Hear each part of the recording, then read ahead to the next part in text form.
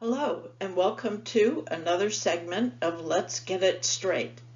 I'm Katherine West, Infection Control Consultant, and joining me today is Jim Cross, an attorney, and together we are hoping to clarify why designated officers need access to employee medical records 24/7.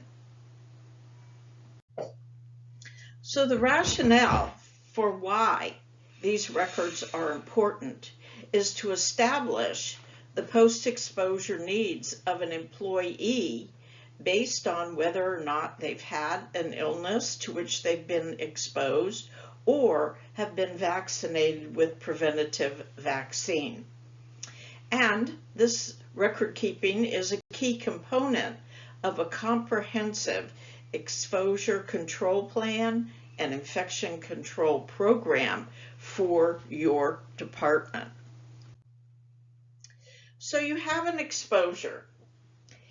Well, the first thing we are asked to do is to look at the medical record to determine whether the individual is protected from the disease to which they were exposed, or if not, to identify what proper medical follow-up should be offered to that exposed employee.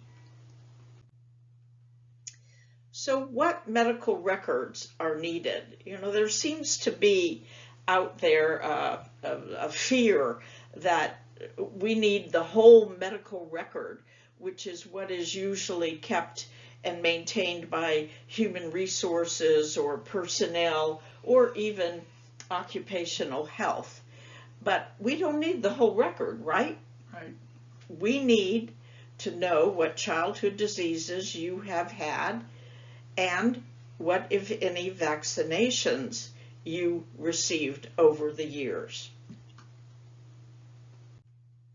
So just to make really clear, what we have stated is that the designated infection control officer does not need the employee's entire medical record.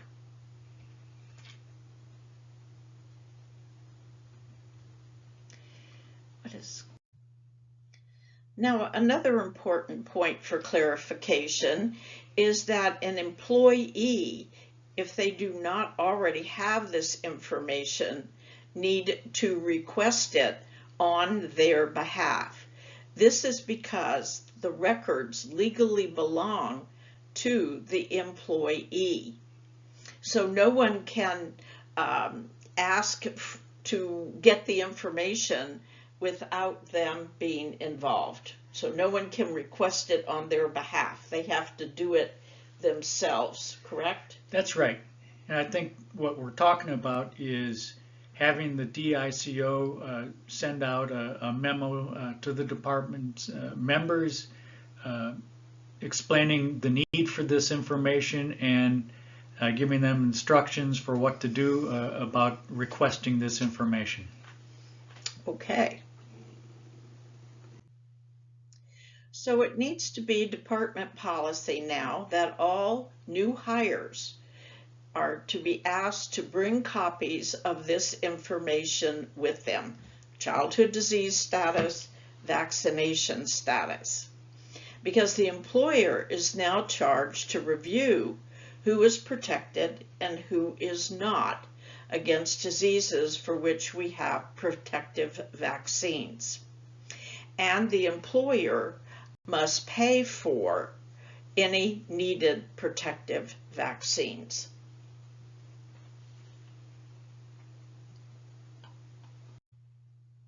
Well, that brings us to our current workforce. We need to get this information from each employee if it is not already currently available.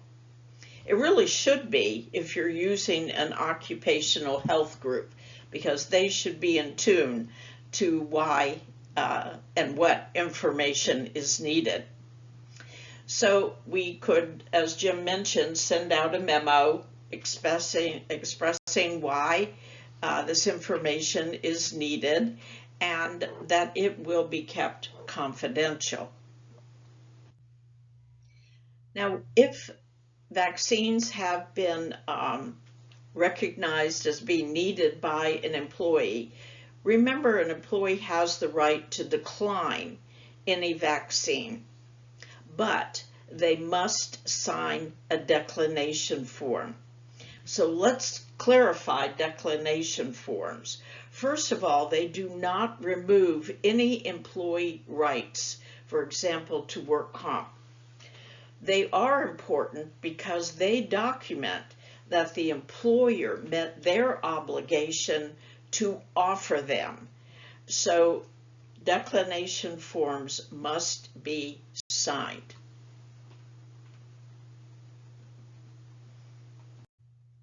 So let's get a little bit more clarification on the need for records and what the department is required to have available.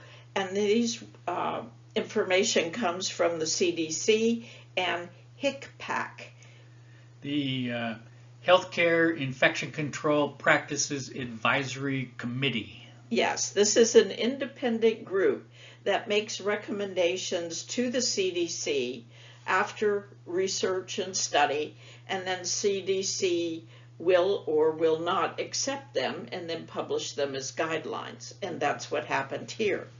So again, these should be preferably computerized and readily available 24/7, and the records to include immunity status to each of the key diseases that we are currently addressing, any documented disease, whether you had chickenpox, measles, or mumps as a child, vaccination history against each of the diseases, or immunity status.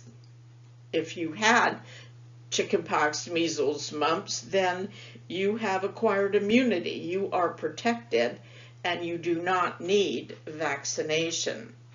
And then also to be recorded are any vaccinations during your employment that are administered during your employment with your current department. Now, these are being enforced by OSHA using the General Duty Clause. The General Duty Clause that Kathy just referred to is from the 1970 Occupational Safety and Health Act, which established OSHA and gives OSHA, a very broad legal authority to issue citations and fines for employers not maintaining a safe workplace. And it essentially says that if there's a hazard in the workplace that an employer knows about or should know about, and there's some way for employers to address that hazard that they know about or should know about, and they don't put that protective measure in place, and an employee gets hurt due to that, they can go in and issue citations and fines. So what they're essentially saying here and in some other areas on CDC guidelines is that, look, CDC's laid out all this clearly to you as an employer, and we expect you to follow that. And if you don't, we're going to issue citations and fines. And they have that legal authority. Okay, thank you.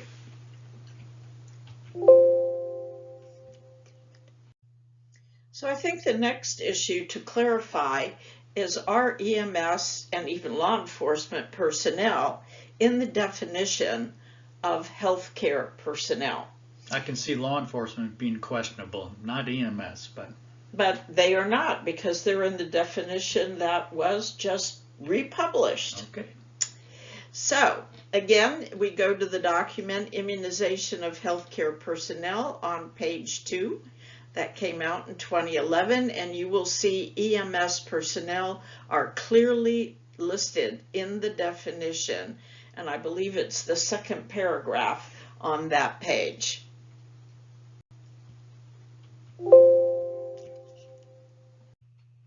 There There is also a second reference from CDC addressing the need for access to medical records 24/7. This came about from a previous measles outbreak across the country in 2008. We are now once again experiencing measles cases across the country. And this statement says that personnel place themselves and their patients at risk if they're not protected against measles, and that there should be documented evidence of measles immunity readily available at their work location. So what references are there to support what we have thus far been discussing in this segment? Of course, we've talked a couple of times about the immunization of healthcare personnel document. But this is also part of National Fire Protection Association Standard 1581, the Infection Control Standard. Another reference, the OSHA Bloodborne Pathogen Regulation 1910.1030. and the compliance directive to that document, which is CPL 02-02.069.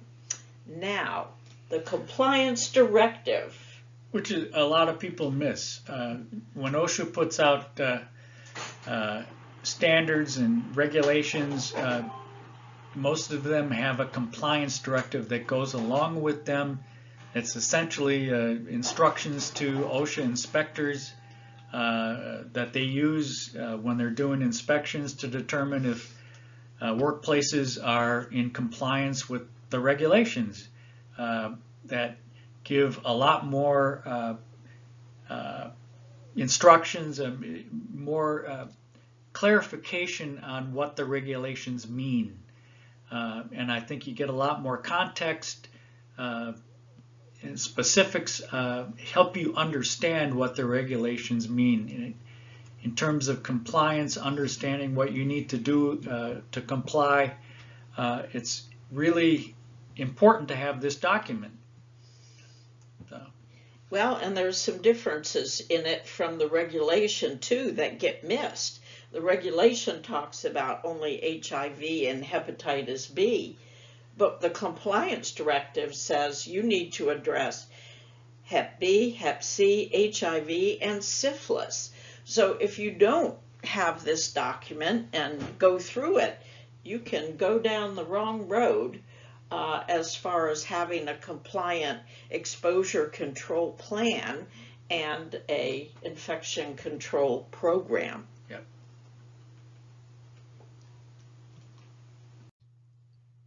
So most of records are kept either in a contractual agreement with an occupational medicine group or the department's human resource department or personnel department. The reality here is those are not open 24/7. And we know that most exposures tend to occur in the middle of the night, on weekends and holidays.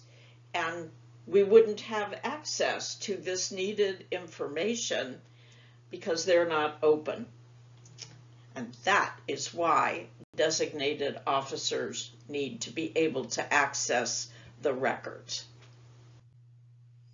And once again, we want to really stress that this information is to be kept confidential with limited access. The designated officer, their backup person, is essentially all that should have access to these records, correct?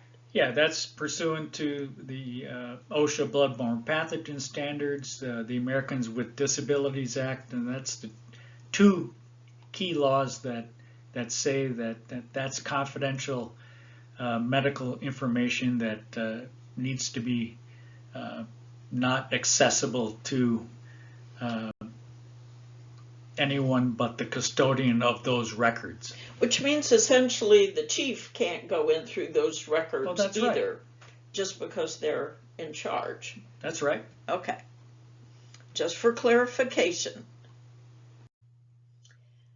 Here's a scenario that explains the importance of not only being able to access the records, but also to be very familiar with the CDC guidelines to assess what proper care and follow-up should be.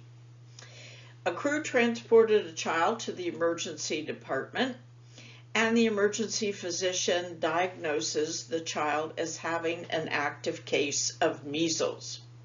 It's determined that 8 EMS personnel are considered to have been exposed. There are no records addressing immunity for the 8 crew members. The Occupational Health Service for this department states that all 8 need to have titers drawn to establish their immunity, and they charge $250 for each titer.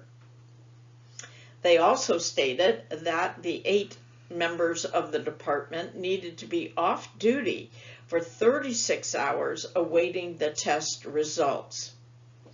That meant that the 8 had to be replaced at time and a half for the 36 hours.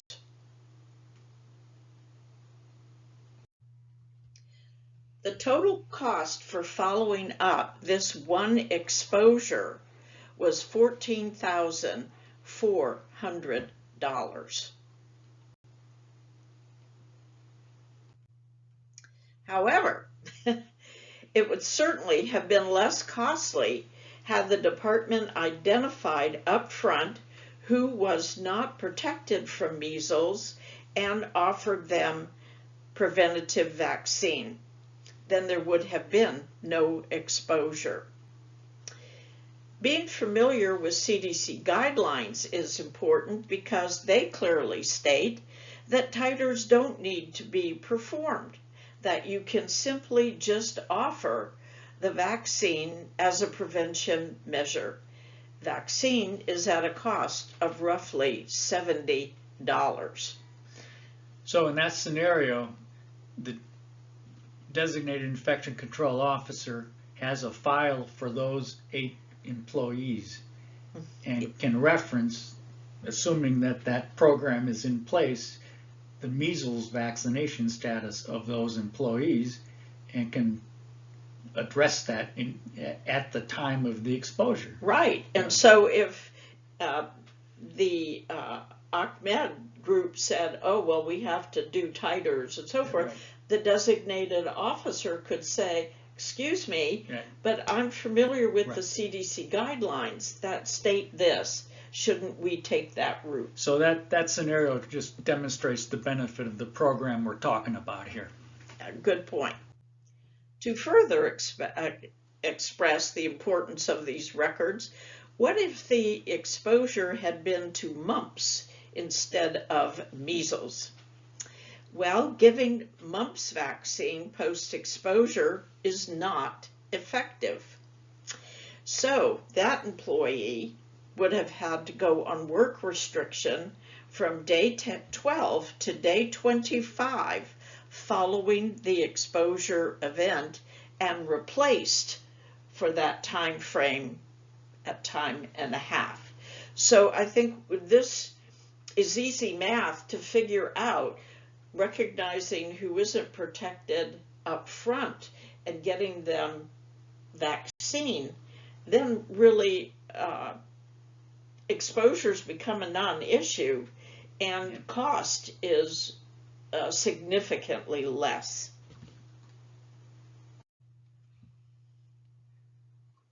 So clearly the department is responsible for ensuring that the exposed employee in every exposure receives proper post-exposure care and counseling. That's the obligation of the employer. That's stated in the OSHA bloodborne pathogen standard and the Ryan White law. So, if that's not provided, the employer is subject to a citation and fine. and it's going to be a big one from OSHA, that not providing post-exposure follow-up is frowned upon big time by OSHA. So and you can't contract that away. You know, if you have a contract with whoever to provide post-exposure follow-up, you can't just say, well, you know, we've got so-and-so to provide that service. Well, you know, the employer is still responsible legally. Despite that, the employer is always responsible for the employees getting proper post-exposure follow-up. okay. And many departments do not realize that. You know, we will hear said over and over again, well, that's not my responsibility, that's the doctor's job, they're in charge. But you need to recognize that not all physicians are knowledgeable in post-exposure follow-up and what specific counseling for the type of exposure that occurred needs to be given to the employee. They're still operating as an agent for the employer, so you're still on the hook legally. Okay. So then you have the question of whether employers can request, you know, whether employers have the legal right to request this information from employees on their vaccination status, you know, this health information in general. So the short answer is yes, but it's there's some context that needs to be added to that short answer.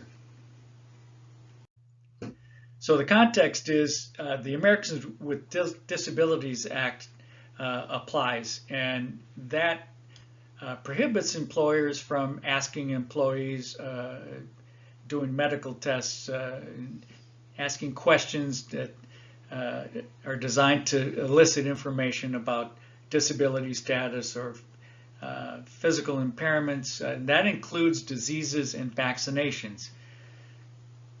Okay, that's the general rule, but there's exceptions to that. And one is recent guidance from the Equal Employment Opportunity Commission, which enforces rules from the pursuant to the ADA. And they came out with guidance that said vaccinations are not considered medical exams under the ADA.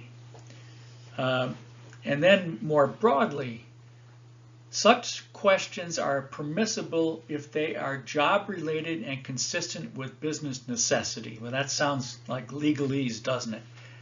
But what that means is if the employer has a legitimate reason to be asking for the information and they need that information, for example, to maintain a safe workplace, and that connects with the bullet below about maintaining a safe workplace under the pursuant to the General Duty Clause we talked about earlier, then it's permissible. So the reason you're asking for this information is to maintain a safe workplace and to ensure that the employee themselves are safe, and that coworkers are safe, and that patients are safe. The reference below is from the EEOC on the guidance they put out. So that's the context. So what is important to remember here is that this is healthcare. This is the provision of healthcare that we are involved in. So the rules are different from the need for this information in fire suppression services. Making that transition to healthcare changes things. No, we're definitely talking healthcare. Okay. Thank you very much. Okay.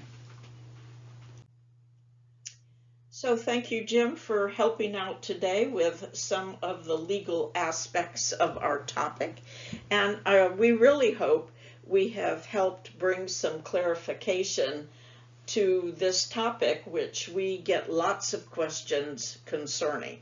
So thank you for your time and attention, and hopefully you will join us once again for another segment of Let's Get It Straight.